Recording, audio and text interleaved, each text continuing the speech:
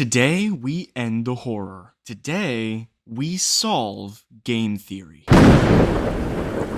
Ever since MatPat's final theory went live, people have been going insane about the ending, where it's insinuated that MatPat will now be a part of the FNAF lore. But what if I told you he's always been a part of the FNAF lore? Don't believe me? I can actually prove it. How? Well, MatPat has a bit of a habit of claiming that certain characters in FNAF are robots. He did this with Vanessa, Gregory, and even a couple others. But because he kept drawing the exact same conclusion over and over again in largely similar ways, it made me start to question.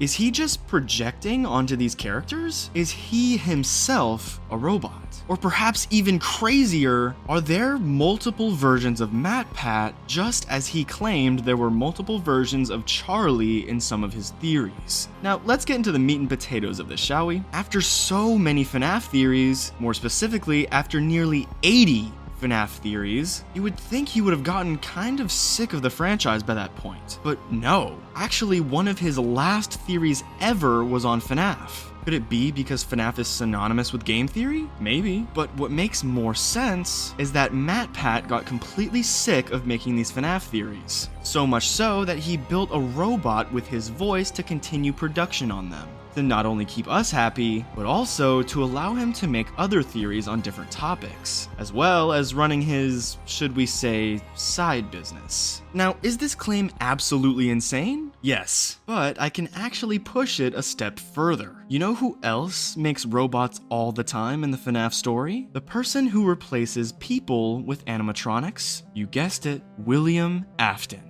Yes, that's right. I'm not only claiming that MatPat is a robot, but I'm also claiming that the version of MatPat who built the robot has actually been William Afton, or the purple guy, this entire time. And he's simply been making theories on himself in order to throw us off his trail. Still don't believe me? I'll admit, even I was skeptical at first. But there's one clue, one minute detail that only the most avid of game theory viewers would catch. The thing that proves this theory without a shadow of a doubt. Are you ready to have your mind blown? Look at one of the jokes he makes in the last FNAF theory he ever made. System error Bonnie! Nightmare Bonnie! Well done, but how many toes does he have? 2? No, 3.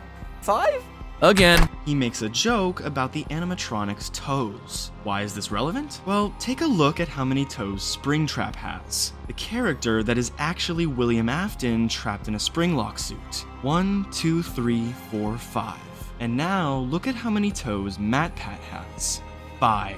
Exactly the same amount. MatPat is indeed William Afton. So there you have it. Definitive proof that the MatPat we once knew is not only the purple guy, but the version of him that was making the FNAF theories is actually a robot. Great job, MatPat. In all of the theories you've made about this series, you overlooked the one thing that ultimately gave you away. And since Scott Cawthon made an appearance in his last theory, I have a feeling he'll be showing up in the franchise sometime in the future. Maybe even sooner than we think. But hey, that's just a theory. A game theory! Happy April Fool's Day, everyone.